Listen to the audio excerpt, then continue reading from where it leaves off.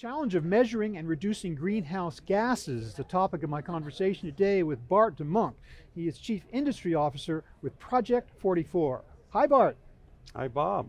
Good to have you back with us. Thank you so much for sitting down for a few minutes to talk about what is one of the most critical issues in supply chain today, and that is measuring, controlling, cutting greenhouse gases. Describe for me what is the challenge, especially when you get to the so-called Scope 3 emissions, which are the emissions that are emitted by supply chain partners over whom you have no direct control.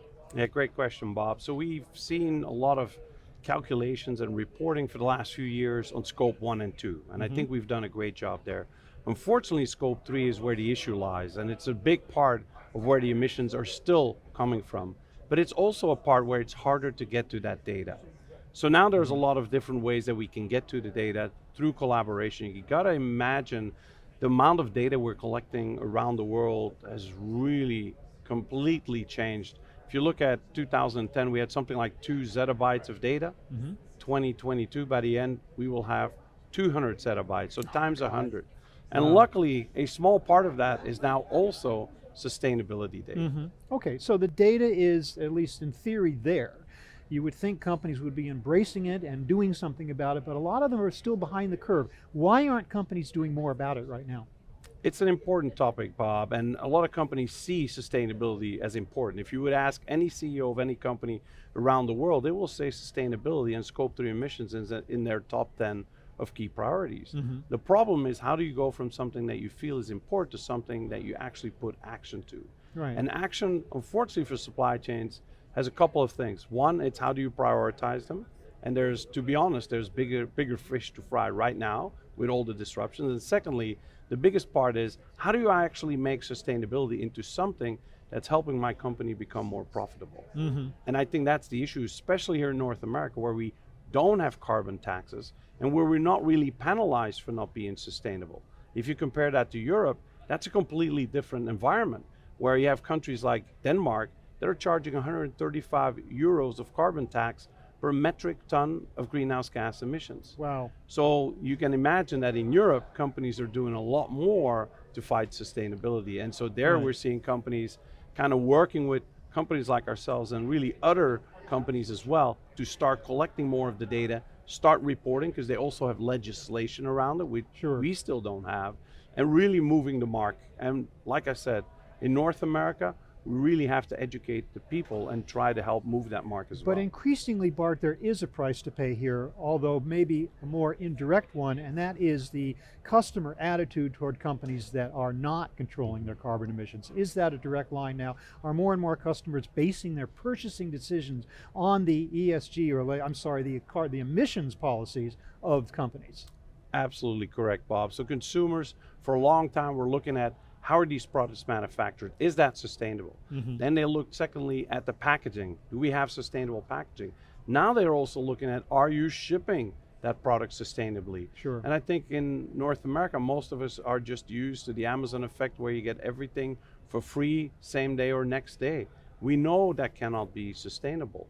Well, in Europe, we see a different approach. There we really see companies looking at changing consumer behavior. For example, when they go on a website, you order something, and besides just having certain time slot when it gets delivered, maybe with a certain cost, now you also start seeing what the carbon footprint is of that delivery. Now it can be that the fastest delivery is actually the one that is most sustainable. Why?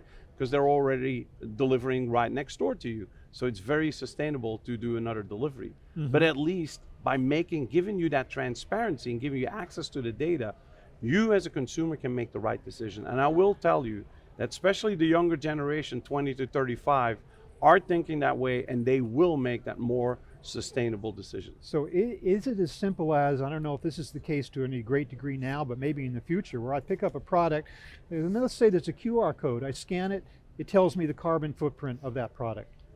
Are we there yet? Are we going to get there? We are not there yet, but I can foresee that, for example, starting in the EU, you would have legislation. Just like you would see the calorie content on food or anything else, you will see a carbon footprint on that box. And even going further, it's not just about how you transport it, but really the whole life cycle as well of the greenhouse gas emissions, because you can buy something that maybe from the last mile is very sustainable, but if you look at that whole production process, that might not be that sustainable because it might need 20 different parts that's flown by 20 different airplanes from different locations. Okay, so let's say a laggard, a company is hearing us talk right now and saying, okay, I'm in, I really want to do this.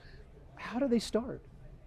You start by looking at the data. And so that's something that now we start seeing available.